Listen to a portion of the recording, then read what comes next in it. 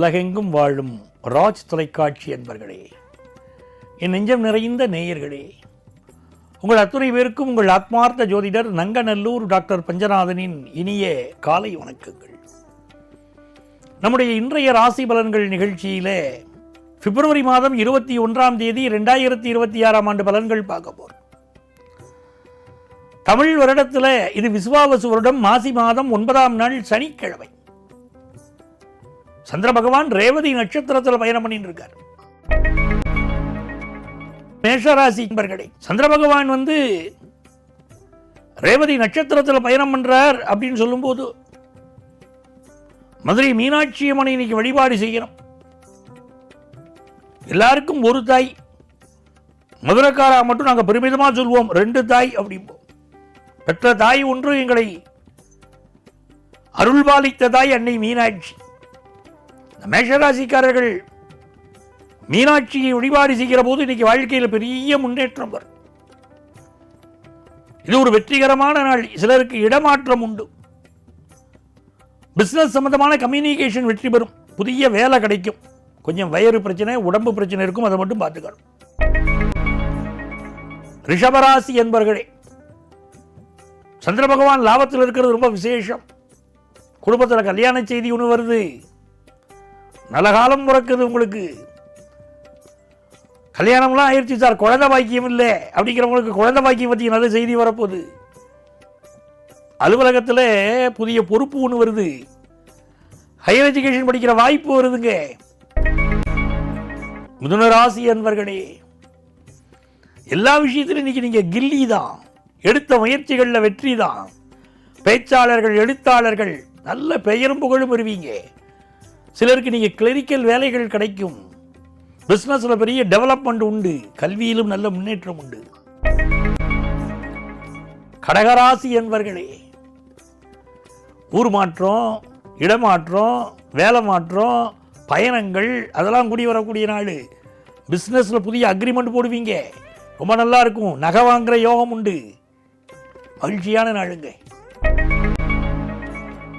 சிம்மராசி என்பர்களே, சிம்மராசிக்காரங்களுக்கு நல்ல காசு, பணம், துட்டு வரும். பேச்சில் மட்டும் கவனமாக இருக்கணும். நம்ம ஒரு அர்த்தத்தில் பேசிக்கிட்டு இருப்போம், அடுத்து அதை குழப்பி விட்டுருவான், மாற்றி விட்டுருவான் வெளியே. அவர் அப்படி சொன்னார் ஏன்ருவான். நம்ம அந்த மீனிங்லேயே சொல்லியிருக்க மாட்டோம். அவர் தப்பாக தானே சொன்னார் அப்படின்ட்டுருவாங்க. நீங்கள் நல்ல விதமாக சொல்லியிருப்பீங்க. பேச்சில் கவனமாக இருங்க. யாருக்கும் உறுதிமொழி கொடுக்காதீங்க. சத்தியம் தவறாத உத்தமர் போலவே நடிக்கிறார் அப்படின்னாங்க பாருங்க. இந்த நாளில் சில பேர் நல்ல மாதிரி நடித்து உங்களை கவுத்தி விட்டுருவான்.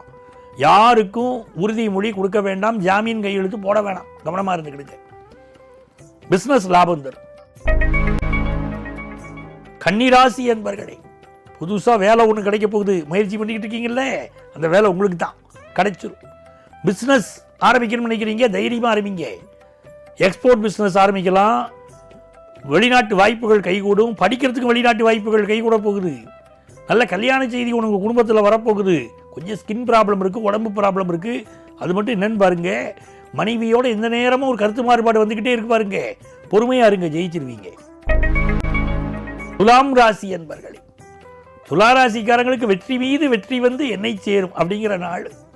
ஃபாரின் ஆப்பர்ச்சுனிட்டி, அதே மாதிரி இடம் விட்டு இடம் மாறுதல், புதிய பிஸ்னஸ் ஆரம்பிக்கிறது, அதெல்லாம் இப்போ உண்டு. கொஞ்சம் சிலருக்கு பாருங்க, கொஞ்சம் ஹெல்த் இஷ்யூ, ஸ்கின் ப்ராப்ளம், நகத்தில் ப்ராப்ளம், உடம்புல ப்ராப்ளம், அது சிலருக்கு இருக்குங்க, இருக்கத்தாங்க செய்யும். இருந்த நிவர்த்தி ஆகுங்க. எழுத்தாளர்கள், பேச்சாளர்கள் எல்லாம் பேரும் புகழும் வாங்குவீங்க. புதிய புதிய திட்டங்களை தீட்டுவீர்கள். உங்களுடைய சமூக பங்களிப்பு இன்னைக்கு சூப்பராக இருக்கும். நல்ல கடன் உதவி கிடைக்கும். பிஸ்னஸ் டெவலப் பண்ணிக்கலாம் இன்னைக்கு. விருச்சிக ராசி என்பர்களே, அன்பர் பணி செய்ய மெய் ஆளாக்கி விட்டு விட்டால் இன்ப நிலை தாமே இதும் பராபர வேண்டாம்.